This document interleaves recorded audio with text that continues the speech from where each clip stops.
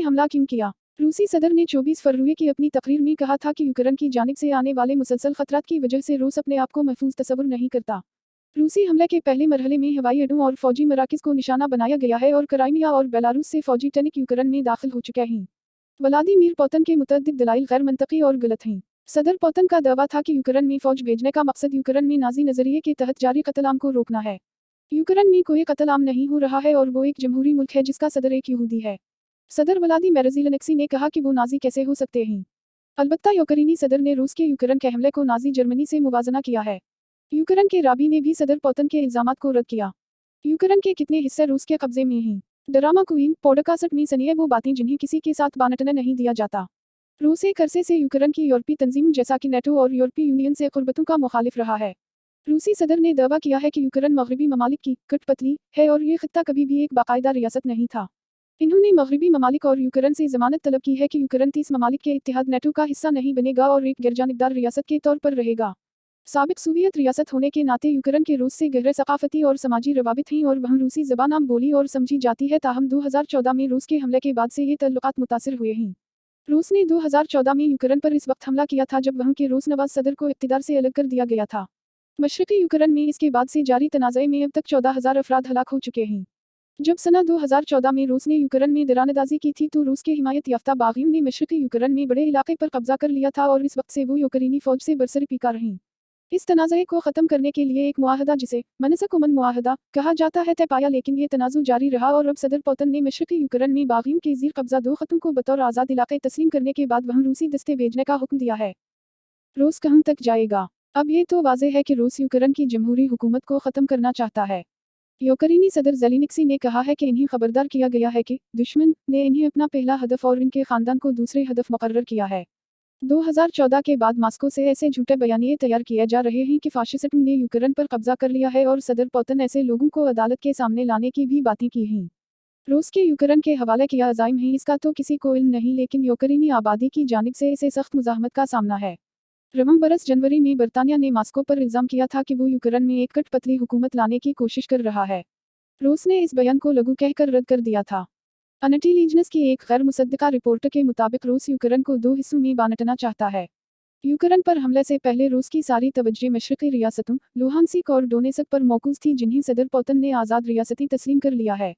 लुहानस्क और डोनेत्स्क की रियासतों को आज़ाद रियासतें तस्लीम करने का मकसद दुनिया को ये बताना था कि वो यूक्रेन का हिस्सा नहीं हैं। सदर पुतिन ने अब ये भी इंकशाफ किया है कि वो बागियों की जानिब से यूक्रेन के मज़ीद खित्ते पर इनके दावे को तस्लीम करते हैं। रूस ने जिन रियासतों को आज़ाद रियासतें तस्लीम कर लिया है वो लुहानस्क और डोनेत्स्क के 1/3 हिस्से पर काबिज़ हैं, लेकिन का दावा इन दोनों खत्ों के मुकम्मल इलाके पर है। रूस यूक्रेन तनाज़ो, रूस ने यूक्रेन पर हमला क्यों किया और सदर पुतिन चाहते क्या हैं? रूस ने पड़ोसी मुल्क यूक्रेन पर ज़मीनी, समंदरी और हवाई रास्तों से तबाह किन हमला कर रखा है और इसकी अफवाज दारुल हुकूमत कीव के मुज़ाफ़ात में पहुंच चुकी हैं। रूसी सदर व्लादिमीर पुतिन ने महीनों तक यूक्रेन पर हमले की मंसूबाबंदी से इनकार करने के बाद जुमेरात को यूक्रेन के डोनबास खित्ते में खुसूसी फौजी कार्रवाई के आगाज़ का ऐलान कर दिया था। रूस की जानिब से यूक्रेन में फौजी कार्रवाई का कदम सदर पुतिन की जानिब से अमन बहाल रखने की खातिर यूक्रेन में बागियों के ज़ीर असर 2 मशरक़ी इलाकों में फौज भेजने के फैसले के बाद सामने आया है। अब जब यूक्रेन में मरने वालों की तादाद में रोज़ इजाफा हो रहा है कि सदर व्लादिमीर पुतिन पर इल्ज़ाम लगाया जा रहा है कि इन्होंने यूरोप के अमन को तबाह कर दिया है और यूक्रेन में जारी जंग यूरोप के सिक्योरिटी ढांचे को तार-तार कर सकती है। यूक्रेन पर हमला यूरोप के लिए कितना खतरनाक है? ये वक्त यूक्रेन और यूरोप के लिए बहुत खतरनाक है जब दूसरी आलमी जंग के बाद एक बड़ी ताकत ने अपने पड़ोसी हमसाये पर हमला कर रखा है। इस जंग में, जिसे जर्मनी ने पुतिन की जंग कहा है, सैनिकों की तादाद में फौजी और आम शहरी मारे जा चुके हैं। यूक्रेन पर रूसी हमला 1940 के बाद से तारीख तरीन लम्हा है। फ्रांस के सदर एमेनुएल मैक्रोन ने यूक्रेन पर हमले को तारीख का फैसला किन मोड़ करार दिया, जबकि जर्मनी के चांसलर ओलिफ शोल्ज़ ने कहा है कि पुतिन रूसी सल्तनत कायम करना चाहता है।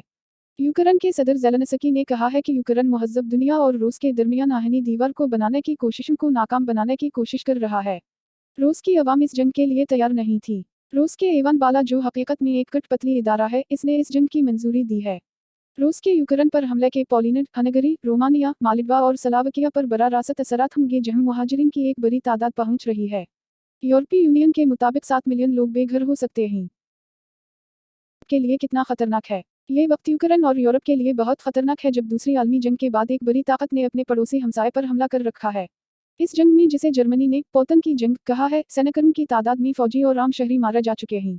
यूक्रेन पर रूसी हमला 1940 के बाद से तारीख तरीन लम्हा है। फ्रांस के सदर एमेन्युएल मैक्रोन ने यूक्रेन पर हमले को तारीख का फैसला किन मोड़ करार दिया, जबकि जर्मनी के चांसलर ओलिफ शोल्ज ने कहा है कि पुतिन रूसी सल्तनत कायम करना चाहता है। यूक्रेन के सदर ज़ेलेंस्की ने कहा है कि यूक्रेन मुहज़्ज़ब दुनिया और रूस के दरमियान आहनी दीवार को बनाने की कोशिशों को नाकाम बनाने की कोशिश कर रहा है। रूस की अवाम इस जंग के लिए तैयार नहीं थी। रूस के ईवान बाला, जो हकीकत में एक कठपुतली इदारा है, इसने इस जंग की मंजूरी दी है। रूस के यूक्रेन पर हमले के पोलैंड, हंगरी, रोमानिया, माल्टा और स्लोवाकिया पर बराह रास्त असरात होंगे, जहां मुहाजिरीन की एक बड़ी तादाद पहुंच रही है। यूरोपीय यूनियन के मुताबिक 7 मिलियन लोग बेघर हो सकते हैं।